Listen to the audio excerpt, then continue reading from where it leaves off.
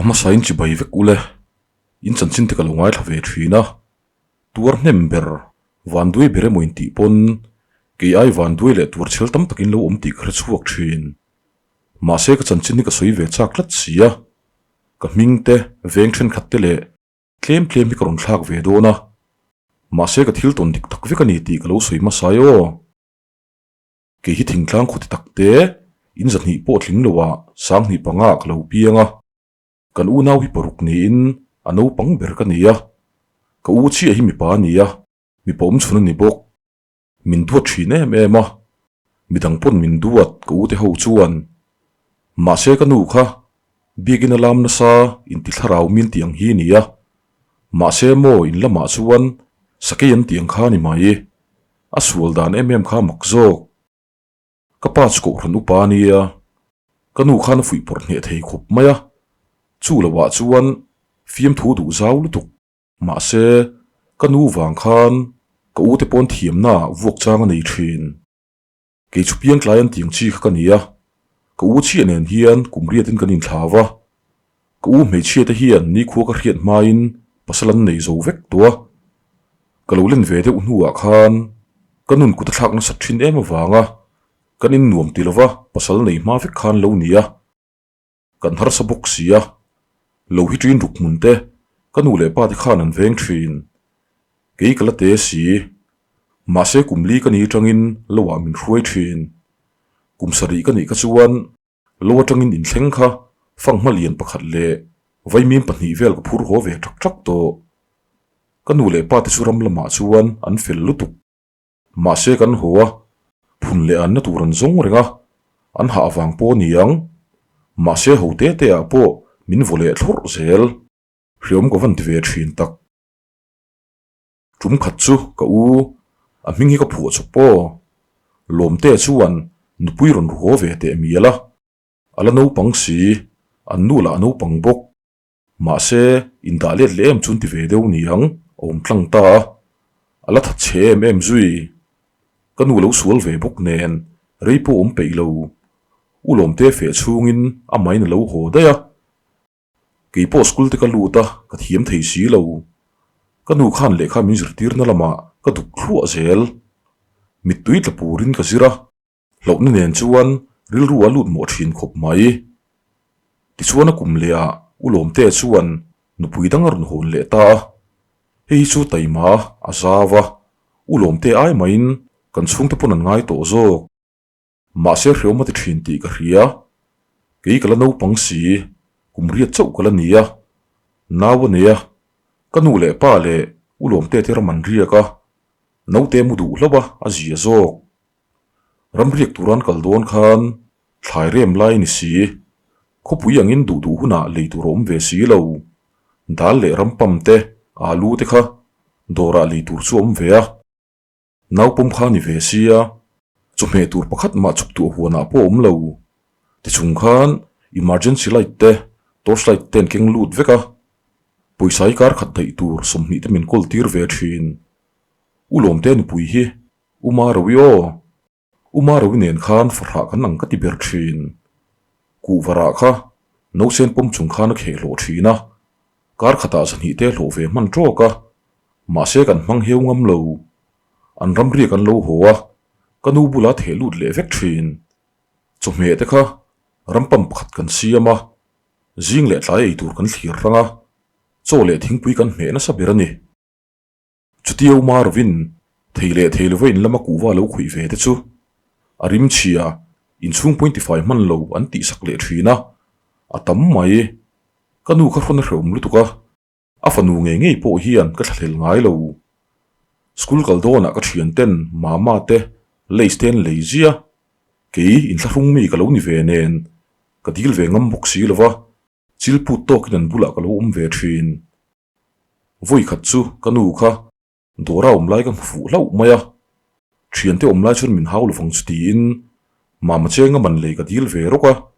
mi kara min hau rep ke isak ve thin si khan thir chazongan te khan nileng in bol ho paina thir sia ka zonga tlaya ka hnu kho na achang le ka fea achang le rora ka chua puitling kara hlira ni le ngal ni lengin trin khat ka chu ve man trin khat cheng so mania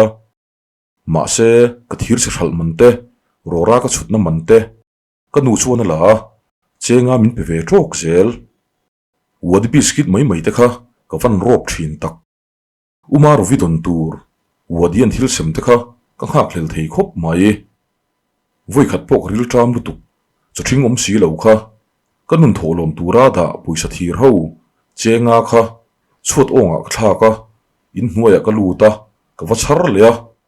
mei thai dora sunfish sangte kha ka va lei ve ka pa lu si min ko ho ha la thing fa kin min han vu tak tak mai ni kha om ve reng ma se ka ril tram sia puisa han di lila min volo chok thoi mo ni anga ka ru ta tok mai kha ni ka thian te om lai pon min vongun khop mai ma se chang chuan fa te nge min hmanga izia le min khonga izia chu lang le nge thin mas kurte kum thar kurte kha ka thian te nan nei vek zel sia kein an hak lui cheve to tak min pek te kha ka ring mai thin ma se ka la hak ngai lo ni phot chuan a thar ka tia ka hlim em zel tho ti chuan hun local zela middle school te kan kal le lekha hi ka ti mi hlol lo ma se top na ber chu ni ngai bik lo ania chu te chu ni mai thiam lo ber ka ni lo na chu in chung kha hriom ka ti tran tak tak to class 7 ka ni tang phei chuan hriom ti to tak ka ni tap chaka po ka chung te om lai chuan ka thu thatu ngai lo min hau ring hi ni mai chu ven phal ngai si lo sunday tlai ka thian ten mi ron soma dil lo chuan len pon phal ngai lo an phal pon ni tlak main lo hong che min ti thina atla lek la tla chi lo in ka thlen chuan ka thum ngal tuk ani mai na tak chuan min khoi ngai chuang lo ma se kut min thlak ngun school ka chul changin ka fea thlai ti ka phur ve a chang le thingai kan la ti tur om piang ka ti ve vek thin fawanga lo thlenga thian ten lo zo wang un tia anin soi phura ka dil ve chutiang tak nial po chun phal ve ngai lo ni chu birthday lom te choi khom te enga ma kalan phal ngai lo ka van kal ve chak thin tak thian te pon thil ti khom don po ni se min som buai pe to ngai lo ani chu chung te nan phal le don chuang lo an ti ngal top thin class 8 kan zowa high school a pol ko ka sir ve le tran ta thiam thei mmc lo hian ka tlang ve trok sel tho ka thian te chuan than thin nei vek to ke chuan kala nei ve lo ka chair si mal le chonin tiat vek ang kha ka ni mai ka te box si thian ho ji nga po min fiam nan takan manga ka sak ve thin khop mai ka mel che box sia tenum lam ni lo se voi khat chu ka sir tang hian tui hang war hi lo chuaka ka ri thiam lo khop maya ka nu ka hril chu mi pain ti rami min ti ni chu ka tram chola ka lu pon irai mi min ti to bok rilunat na hi tam thina nia ma se umaru nen khan engkim kan pal dun thina azia min holain phun ngam lo maila anhuwa kan pahnia kan umin kan ang ve vak zel ti chuan class 9 ka kal top lama thi chu ka nei ve ta hlo maya ka van lom tak class 10 kan han kal le ka thi nei kha ka ngei em a ma cher chilu tuk teruk te ni thin kha mu thei ko pin ke ma dang lam na ron pati mai ka thang zota kum kha chung lek khan ka thian ti ain ka sang le da ka taksa point phut moi chho ve tana ka vun thim lu tuk poron eng ve to khop mai ka nu le pa te hin lian lowa an mel chu chi han ti tur chu ni chuang lo ka mel po hi mi hian a changkang min ti sak thin ka mai bul ngai lowa poisa nei lo na chu lo son bak hnoi tur nei hek lo ka biang tai te kha ka hnoi mon tia in fak lu tuk po min lo ti mai thea ka in thak dang lam chho to lu tuk kha tha min ti tu ka tong ta nuala a ma tha ti tu nei ngai lo ta chuan nuam ka lo tia min chhai ler ka ti mai ka zia ka thak lok a ma mel chia ta wang le chakwanga in ti pa ve tak kha mi pathe tak ka ni chho ta dei maya pol som ka fel phang he bok class 10 kum khat na ka kal lai hian bial pa ka nei ve ke mang rual street boy te wang chi kha ka du ve ngoi khop maya kho then umami nia voi khat lo kalin ka chuak thei si lova kan in ngai ve si ka ru ma sa na ru kin ka huai lut ta topa chuta chuan no pangte in ka thiang hlimna ka hlok ta ni ana viawa ma se kalat em wange puiti na ka nei mi alo ti chuan jing khowar mai na ho le ta sunday voi khat chu kan veng nu thloi hian sota min vakal pui sela tin kanu ron dila phur devin ka kal vea chuan ka bial pa le mi pakhat thi kan kalna chuan an lo oma an lo kal ti kremi alo o pasok chu nu thloi bial pa lo ni renga ti chuan chance nei tu me mem po ni lo an mani nan nei kha chuan chance nei chu kan ni tho maya ma se six kan mang to lo na ka tilu tuk kha ka hlau to lu tuk ma se ka mi hui te chun rei ta lu tuka ka kowa ka ho mai don ni tla trep to si ka tia min hak ro ti tla wangin ka hak ve mai buka ni po tla to khuwa thim lek lek to ka chap pur to maya ril ru do chi le in ring tok lo chi ka ni ve a ka du dana thil ti hi ka ngam lo thin ta po chun ka ho san ngam lova ka ho chuan min nge yang ti ka hlawa ka lo nga ka an hnuah chuan an lo kal ta ma se ho du tlat lo ani chu free a du du ti thei ma se ke kha ani ho huna khan ho taila ka nu le pa te kut ka tur na sat dan tur ka helok sa ran mai si ka hu phur lu tuk o mai na ka hre to lo a to pa khoi ka tha tong cheu an ti hlo maya motora chuan kan chuang ve maya kan khuai khute ti taka dot pon thu tik soi mi mi to thin sia chu wangin mi khol motor chuang ni ka za wangin ka mai phum tlat chungin ka chuanga kan thlena hun to kan thleng har ka tilu tuk chu kan hoi chuaka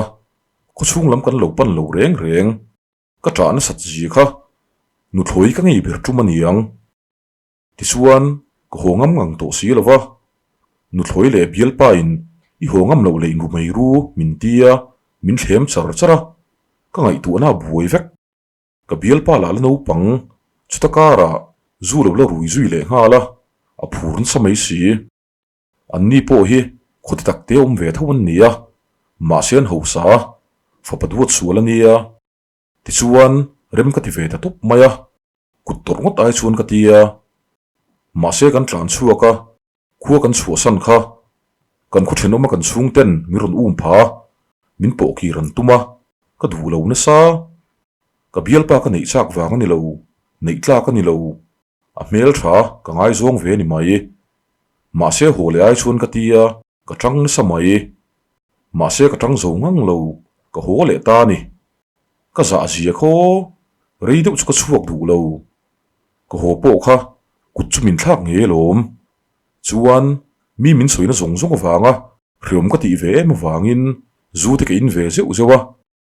no pang tein ka sual chho ta khop mai mi chmual phona zong alo tlo we mani voi ka chu marovin a fa pani na tura nei hian an khuwa no te ming saturin ka kala ma pick up in ka kala phone kala nei si lo ho do na khan ka ho na tur pick up kha ka hak chuk thei si lova mi phone ka manga ka nu ka bia a pick up nei tu te chu lo phone mai turin ka hrila alo phone alo ho dai to chu lo nia karil ru ha lu tuk ti chuan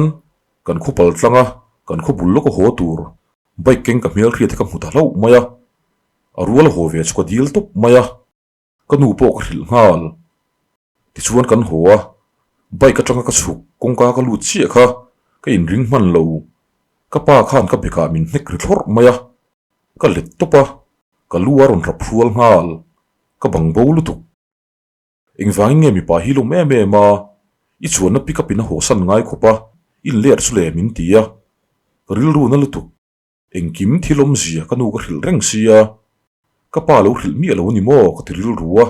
ka ngoi top mai ni min sa te tuma ka uina lo dang ram rama ti chuan sak chung chungin class 10 chu ka repeat le a skena ka pass ram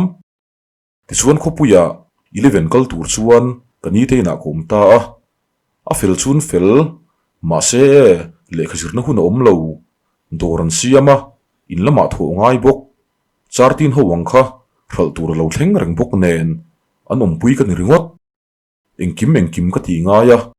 ko ol me chuan mut chuak to thin si zing ka thau ma thei si lo ka hlo cham top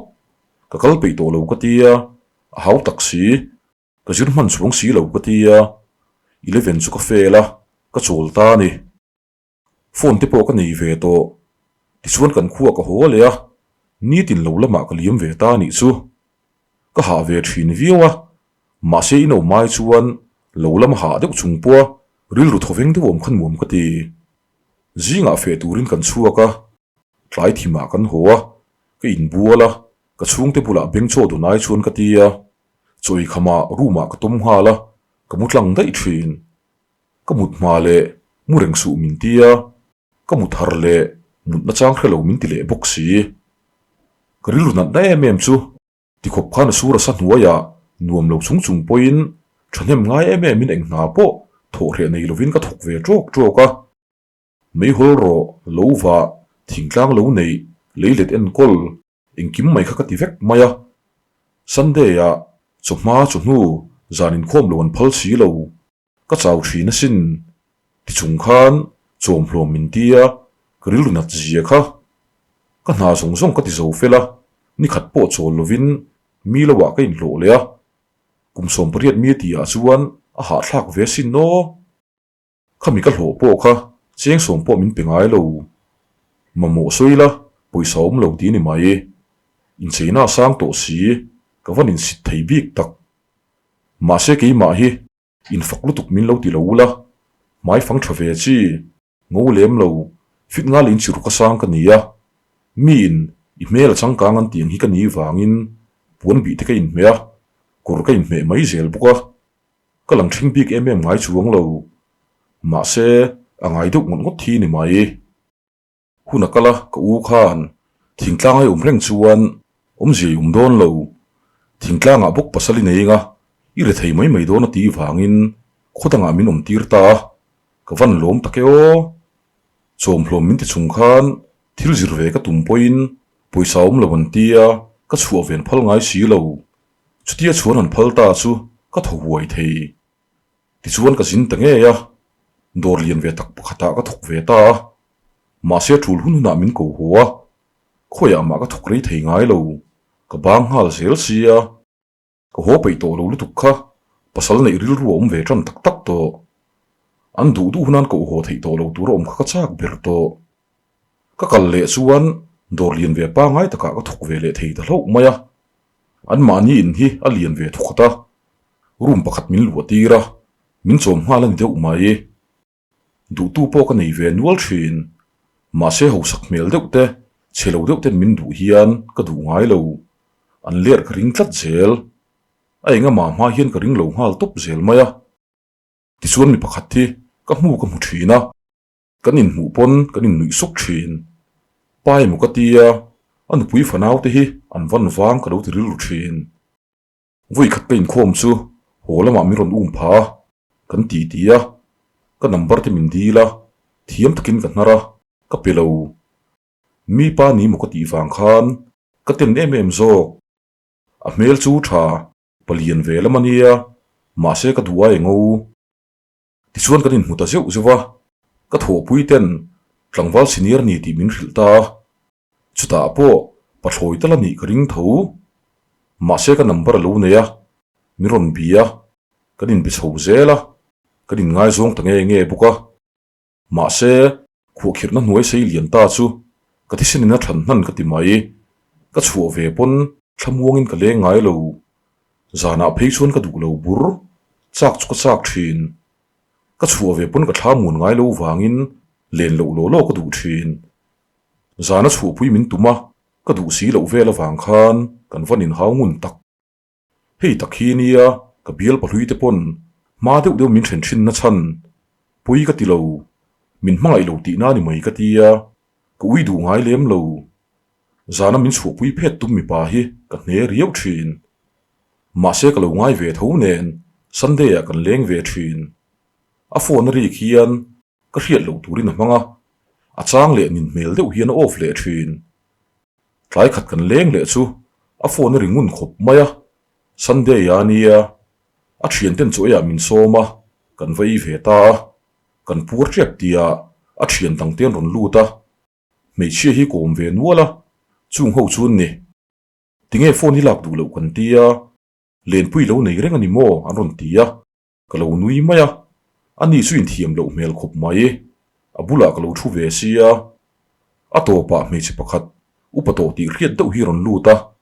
tung nghe cái này về là ron zot tầm mol mày cái biel pa là cái thiềm lâu mel đâu hiền lâu box xi cái chuyện nu ati mày cái chuan tung nghe ni cái zot lết về ta chú nu chuan biel nu ni thu soi tamai ka hui hain ka saka sin no a phone ka khoi phal ngai lo ka tireng ani ka tlom la lutuk chu ka chuak ta maka pan lam tur po ka helo ka chuak nal miron zui ma se ka tlom la hlat to an ni thin ngei thu le mei chi kha nu thloi lo nia aron ti bui reng thu min hril ma se nei ro tin ka lo nar zela ka din then ta nge ni ka ngai thin lutuk ma se asper ni ka du bik thak lo mani to ka mu ve tho khat vel kan in then mana ka be ei lo zan khat chu a thian pa kan choina mi khan mi ron ko la an thian hovidan lo ma aron in soi fia lai la ya ke kar chutia min lo ui ve mem chukatia ka lo du lo bik lutuk lo nen ka lo ngai dam le ta kan ni le ta ni chu dora po chuan tluang takin ka la thuk ve zela ma se ka pum thalo lo chuak le to ka hnung zang ru hi na veka ka taksa zong hi na ka tho tur po be ngil ka ngai thin ka than sia hian min lei hu vek zela awan hreum thei tak ti chuan in tir turin hospital ka panta endoscopy ti tura min lo ti wangin atuk lea endoscopy chuan ti ta anuam lem lo khop mai ka lo rui zui result kan lam chu pumpui ulcer rik nei hi lo nia rik thana tur dam doi course khat min chuwa pumpui chakna le vitamin ti min chaw buka engmo test le turakal turin min lo ti nge a rik thana ber kha to khop mai ka hlo chan viai tam ka chung te ka thona ke chuan le tur em ka nei hrin lo wangin sang khat ka kol ve thin ka dam doi man chu lo to ve sia ka bial pa chu an voi khat nan dam doi chu min lei ve ta ka lom zia kha ka dam doi kha sa na wangin ka luak chu tur thu le ka chau pui tur thu min hrila wangin inen kol turin ho ka tum ta ka ho do na chuan voi khat nan sex kan mang ta nge a ka ho tang chuan kan in hial renga ka ho chung pon voi khat kan in then le ka dam doi lai chuan ka chawe me ma ka mu thlok thloka ka mu thi chuak renga tha ka nei lo ka har chuna la ka luak ring bok si hreum takani ka ei zowa po ka zual zele moti mai tur khan ko umta ke hi period mu mal ngai lo ka nia ol chang te ka neya hun bi ka nei lo chuta po ka ho tang ka la period mi asi lova ka luak ringa ka tra chuaka ngai tu na hlo deuh deuh ka neya ka thote ha pha renga ka bial panen kan in biak hian i chawem tie ka zo hian tha nei lo thu le a chau ngoi thu lo soi thin fiam thu hian in hua niang ka lo ti thina a to pa phei chuan ka ring hlel to tak tak ka bia local la teskit lo king te ka tia a tu ka ron kal nga la a ron king nge ya badroom lu puin ring lo si ring deuh si in team tak chungin ka testa alo positive chiang khop mai karil ru buai zia kha ama khan ka han ho phutanga ro kan vare langa chanchin ka ron hril leng chati na ho ta kom hle thei to lo ka chung ten min khchu kang ti hlau reng rengin khamini kha chkom zan po ka mu hi lo enge chanchin ka vazot sek maya ato pa chuan naktu ka karon lamang che ron ti thlau maya pasal nei kalangam lo kalano pang boksi ba ka na thuka ka chu ve thei chuna pasal han nei ngal mai kha ka hre ve dewa ma se ka ho to ngai lo dan turania ka du ve tho boksi ril ru buai tak chung chuan kan in hon ve ta ringot maya naw pai ka han huat dan em kha eng po eila ka lu ka chuak zela ka chau zi abuka kan pa chung te la khan ivan hriel lo min te dai zela naw pai hun ve lo nge muni naw ka pai ma ka chuan thalo bak in social na ka nei ngai lo ei tur phei chu du lo hnekin ka rop vek zok thin ka rai khan ka du thin kek te bai te ka huwa ei lui ro min tia ka ei lui nem po le ka luak nema ka chaw tel bok si awan rium thin tak thil ka ngai tu na sabok nen a thian te la khan a bial lui khan ron soi ve reng bok sia min fiam nam takan manga kan pa le khan u thloi la kha an loin zui rei ve bok nen min ko preng ti kre chuak nen ka ngai tha thei to ngai lo an thang kala ron ho te hi a ron ho tlai thei si enge ti zo tila leng mai maya min ngai mi ti zongin la daya ngai hi tha thei lo ma se min duat ve view chun ka hria a bial lui an soi reng nen a thik lo thei si lo ril ru van buai thin tak tinge ka lo rai kher kan ti le thin anu le pa lan ril ru thawak lo ka chunga thatan chhuwa du thak lo ti chuan kanin nei tanga thlathum na kanin sui tha man hlan te in sui lai vel te pon in then teu deuhin kan oma buaina tam khop mai in chi rol kan pa hi dam thlup angalang bidang bula phei chuan nui du si tongkam thasi hi nia a thil phal boka mi ngai nat po hlo ma se ka chung te bula chuna dang hlak thingtlang mi kan ni wangin min musit ti donila anu le pa te po thingtlang mi ve thowan ni si kare thiam lo thin khop mai karil ru po na kanina lo kal te punan lo bivak ngai lo rilu na deuh na ka nga ka soi seng vek lo kan pai mei chi ang chia a tuai lo ma se tong du dan le a mi ji hi mei chi a thin mi re le pe si a phun chiar si kanu la a buang angalang dam deuh ang hian om na fing pakar deuh chi kha ni ve a karai lian ve zela mi pa kan otlang ma kan pa hin mi pa nei chunania chuan le lok kan pa te hi mizoram min nilova kan pai ro tu na kan umna hian a maina pem na ri to karai lian ve deuh to kan chung te ba de lum na min lo soma ma se kan pa khan pe tat lo ina ka tum renga ka ne ve deuh nen kal ka chak ve ma ba ka chung te ka ngai ve bok nen i du le kal ro min ti wangin ke main ka kal ta ke lir le ngalin ka in chui pal hlova ka khup ka so ma se na lo ka ngai ro thalo ka kal tlang ta thova ka thlen chuan rei lo te ka muwa no te chet edit ta ka chuan ngai thalo de win ka thova chu mini chuan ka hlim ve hle ma se ka tlu ka ti kha kan pa chu ka hril du chuang lo min thin rim khum le don sia ma se ka in bual zo ru ma ron lut khan ka khu pil chu ron huta nga tinge tia min zota ka tluk thu chu ka lo soi ve maya ka nat le nat lo min zo do ni mukatia a hnai lo na sa inga ngai kal du reng ni eng be sei ngai kal reng no te kha eng tin mo om chu ni chak lo wang min ti ni chu ka ril ru van na tak ka ngai thin na chu ka chung ten ngai thei lowa an be tha pei lowa lo puila a thinarima no te ngai tu ro ti thanin na tanga nai te a kan chung te om ma se min len pui pe si lo ke main len tu mila a thin rim zel buk si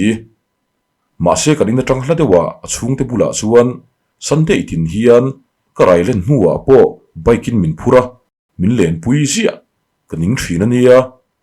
a chung te po ka ngei lo ni mi alo an fela biak pon nuam ma se chung te bula om nuam ti si ka chung te bula om phal mi lo hi ka huwa a chung ten mamu nei se har se deuh po ni se a ti sak ngal zela ma se ka chung ten chumi chumin lo thon ula puisa kan lo thon ngai kan tan kal har sa sian ti hian a man ngai lo ana zong hian ka chung te pan ka tum bik lo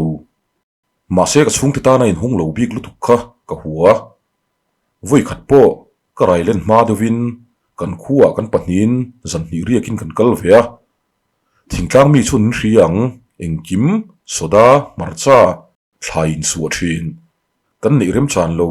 thenom vela lam mai thin kuwa te po khoi mo tia in the ton vek kan ni hi khang te khang ei thei lova kan ho kung atang ka chung te kan khuwa te a soi sel chara in polite lo thingtlang ti taka mi thil di lan sak si lo ka man trep te tia zeb lo ba chuan e a chung te thin ve hlom zia hi ka soi ngai lo mai ka chung tei ka hmangai ve thowa khati boi a soi kha ka ril ru chu na ma se jin zo hlim han thin rim chu ka ti wangin ka in thup ve tang ti chuan hunakala har sat na te hlim na te kan pal tlanga ni kum December khan fapatu deuh kan nei ve ta ka hlim zia kho kan pa po hlim a chung te pon hlim kan hlim tlang ani a pian zan atangin amudu thak lo maya a thap renga har san ne mem tok lovina tu ka damdoin kan chu san ve ta kan lom tlang hle ma se checkup ni a chuan buite chu lo eng na sa sia himanga yan tia kan hem le riom ka ti zia kha frisel lo deuh nei ho hi ka khongai thar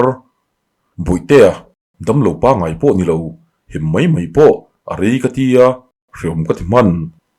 tum ni min hem mana buite a mudu si lo kanu la khan zan laya buite a na nei yang maya tra na sat po khan riang po khan om du ngai lo kan pa lai le in leng nei lai ba kin a pom pe lo amut lai na pom pe a trap deuh do na riat chuan min pe ngal zel buk si kamu ve man ngai lo kan pa la tok ngei thei lo ma ni om thin lo che fel thang ti taka a phun chiara ke engma ti man ta si lo nen in chung tok soi selin min phun khum chara be van dong thei tak kanu la tarte ti lo khan in chei ba ka ngai tu si lo a chung ten poisa ron thon ma se a sampo nan te a min mul thai nan te a kormana te manga chi ringot po le don se kan pa di la ama kha ho saru thei lu tu ma se in chung eng ma ti pe lo a lo zina a in chir thu te bil pek tur ni no tam thu te ko khanin thil khonan nga ti wang khan an nu pain an phun renga ka hne thin ania an chung an phun thin o ka vin chun mang chuang ngai lem lo ti chuan buite thathumani hian kanu le pa te chun hota buite pola mudu lo tluang sel fa ka nei nu phei ka chuan thil thalam ka ngai tu thei lo buite nen chau ina kan oma le na phal si lo ka stress na sai me ma buite hi ke na thi mai turang ten ka ngai tua tunge thim sa berang ti te ka ngai tua ka magun hi toilu tu khian ka ria ka ril ru hi to reng maya kan pa la an thok kho a phun chara a phone ena kan mut thleng a phuna mutna ngoi ringin phone ena a muthil pui thak thin kom turi ka du thin a sin no kei rung bolte man lo ka thil ti te a soi sel renga wang khan ke ipik ve buk nen ka vil le thot thin kut chu min thlak lo na ma se min hauna thei khop mai voi khat po zandar som pakhat thleng kan lo nga ka aron hoa a in bul ma in a biang hlui thian te nu hloi ve tho te hi an ron kal ta biar nin dua an langam lo nge kan pa kha hui chuan ron tuma karem ti vak lo thu ka soi ve veka ma sian kal thowa aron hoa kalung oi lo mel muwa in thiam lo hne kin min thin rim khuma social life man lo thiani ko mai lo vai khelo min tia i thian ten ni lo i biang hlui thian ten ni kha kalung oi lo mel puring ni kal luya kan ngak ring chia ma sei kal lui thowa ka ti ve mia a thin rim lu tuk ka mut san dai ta hian buite hi thanga thlin vel chia amudu ve tan to jing kan thowa ka mut la thasi si lo kha a thin rim pha le kan in hau por ta khop maya ka chuak mayang no te wanga min nei ti ka chianga no te po chia le tha hria thuna a du lei bula o manga i bial nu ba kiril ruam tak chuang lo ni kha tin ho ka tuma i du na kal ro min tia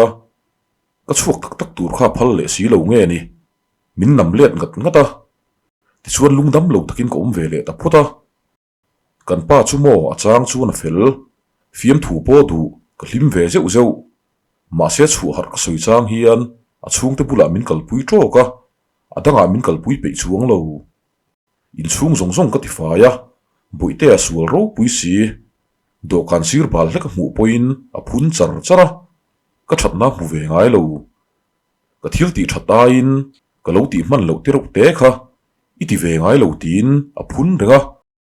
poisa la kol veka mamo ka soya aman za chi min pe a hriom ve thin ho mai ka tum lo in then tur nei ka ni lo ba ka kanin ho ka hre lutuk ma se ka beidong lek thin ni tin ka that lo na ka thil ti fel fai lo lai hlir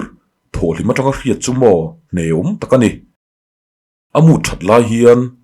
phun reng bik lo la ka ipik te mai nia buite asul bok nen ti tur tam thin si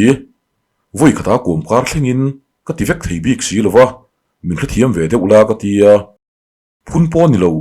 thil ka hril che ni kha hril lo ta seila tuk thei ngotang ati kher zela mani in sit sa nen avan ti zual thin ngoi ngoi tak chuan za thlak ni lo se kanin nei hlim kha chuan chhiar tham laki min ku ma sa min fom ma sa min mangai thu soi ve bok ma se rei lo khalai hun atanga tun thleng hian min thlel ve lo aniang ti thei tur hian oma ka ngai che te hian ti veila ngai man che pon ka khosalo ati dai zela ka ti taw ngam to lo ki ai thim rim na sa zok zel sia sex te hi nu pain po na an tia min du khop lawang ti ka hlo wangin naw ko pom nen a in thlung emo ka ti thina wangin sex a po ma ka lama sangun zo ma se min it mi lo ne ka hriat ta ka chuan a pei lo niang ka tia bul ka tan to ngai lo kan mang ngai to lo thuk ani ka sak chem chem mai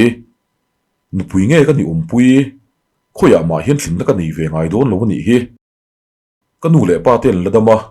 ka u ten ladam kim buka ka uma roi po kha alamo ve zela fa palin nei to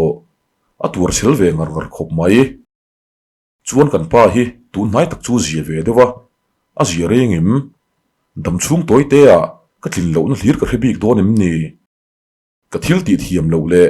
an chet ngai lo dana ka chet chuan min hril ro se tha ma se chu tiang ni lo ka ti lo om chun mulian thin em bula hian kom reng theingem ka hrelo om reng chu ka tum ri chu nia a phone ka en thina ma se rin hlel tur ka hmuai lo ma se azia min thlel do lo ti ka hria farha siam ka du lova kanina let ka du bok si lo nu ni chu lo ra phlak ngei mai tuna pok cher to khop mai ma se in thla ka nga ko mai mai bik lo zia te la thiam ve emang chumo chu su ka be se na om chuna ni a du du huna thin rima nuam ka lo ti lo man thin sia a du du huna thin rima a thin rima rea thadawin min bia kala lungoi ve lo chuan a phun le ka that lo na lai hlir soi le min nin mel takin om kual le o khovel tak chuo rei lo te thi tur hi lim reng mai lan muam don sin mole a thei ngot buk si lo